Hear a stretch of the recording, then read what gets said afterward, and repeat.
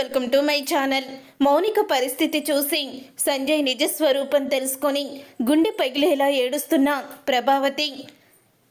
ప్రభావతి మీనాక్షి ఇద్దరూ కూడా మౌనికని చూడాలని చెప్పి మౌనిక ఇంటికి వెళ్ళాలని నిర్ణయించుకుంటారు. ఇక ప్రభావతి మీనాక్షి దగ్గరికి వెళ్ళి ఇలా అంటూ ఉంటుంది. మీనాక్షి, ఆ బాలుకి ఎంత చెప్పినా సరే మౌనిక జీవితం నువ్వే నాశనం చేశావు అని నన్ను పదే పదే అంటూనే ఉన్నాడు. వాడు ఎందుకు అలా అంటున్నాడో నాకు అర్థం కావడం లేదు. వాడు అలా మాట్లాడినప్పుడల్లా నా మనసు ఎందుకో కీడు శంకిస్తుంది. ఒక్కసారి వెళ్ళి మౌనికని చూసేసొద్దాము అని అంటూ ఉంటుంది ప్రభావతి మీనాక్షితో. సరే వదిన, అలాగే వెళ్దాము అని మీనాక్షి ప్రభావతి ఇద్దరూ కూడా మౌనిక ఇంటికి వెళ్తారు. వెళ్ళిన తరువాత అప్పుడు పెళ్లి చూపులకి పెళ్లి కుదుర్చడానికి వచ్చినప్పుడు నీలకంఠం ఎంతో మర్యాదగా మాట్లాడాడు.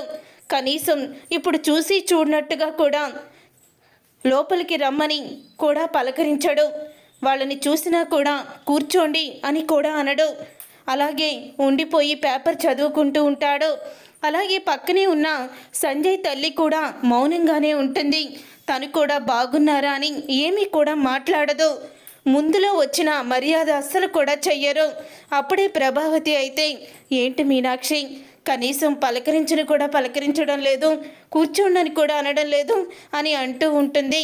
ప్రభావతి అయితే, ఎలా ఉన్నారు అన్నయ్య గారు అని ముందు ప్రభావతి పలకరిస్తుంది. బానే ఉన్నాము అని అంటూ ఉంటాడు నీలకంఠం. ఇంతలో సంజయ్ వస్తాడు. సంజయ్ని చూసి, ఎలా ఉన్నారు అల్లుడు గారు అని అడుగుతూ ఉంటుంది ప్రభావతి. మీ అమ్మాయి వచ్చాక ఎలా ఉంటామో అలాగే ఉన్నాను అని సంజయ్ అయితే చాలా పొగరుగా సమాధానం చెప్తాడు. ఇంతలో మౌనిక వస్తుంది. ఇక మౌనికని చూసి షాక్ అయిపోతూ ఉంటుంది ప్రభావతి అయితే. ఇక మౌనిక కోటీశ్వర్ల ఇంట్లో చుట్టూరు పనోళ్లతో పనులు చేయించుకుంటూ ఎంతో మహారాణిగా బ్రతుకుతుందనుకుంటే తను వంట చేస్తూ ఇంట్లో పని చేస్తూ ఉంటుంది. అప్పుడే అది చూసి, ఏంటమ్మా మౌనిక, ఏంటి నువ్వు ఇలా ఉన్నావు, ముఖం ఏంటి అలా పీక్కుపోయింది అని అడుగుతూ ఉంటుంది ప్రభావతి. అప్పుడే ఇక నీలకంఠం అయితే, ఏంటి మీ అమ్మాయిని మేము సరిగ్గా చూడడం లేదని మీకు అనుమానం వచ్చిందా అని అంటూ ఉంటాడు నీలకంఠం. అబ్బే అదేమీ కాదు అన్నయ్య గారు, మీరెందుకు చూడరు అని అంటూ ఉంటే, మేము చూడడం లేదుగా, మీ అమ్మాయిని మేము కష్టపెడుతున్నాం, మాటలతో హింసిస్తున్నాము, అందుకనే కదా పెళ్లి చేసుకుంది అని అంటూ నీలకంఠం అయితే ప్రభావతికి షాక్ ఇస్తాడు. ఏం మాట్లాడుతున్నారు మీరు అని అడుగుతూ ఉంటుంది ప్రభావతి. ఏం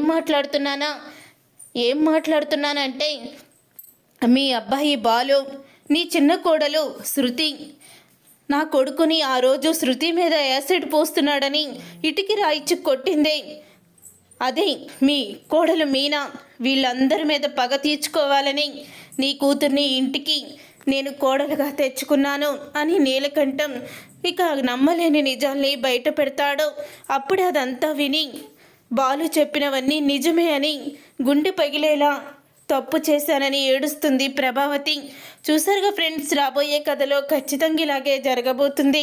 మరి ఇలాగే జరగాలని మీరైతే కోరుకుంటున్నారా? అయితే వీడియోని తప్పకుండా లైక్ చేసి ఛానల్ని సబ్స్క్రైబ్ చేసుకొని పక్కనే ఉన్న గంట సింబల్పై ఆల్ అని క్లిక్ చేయండి.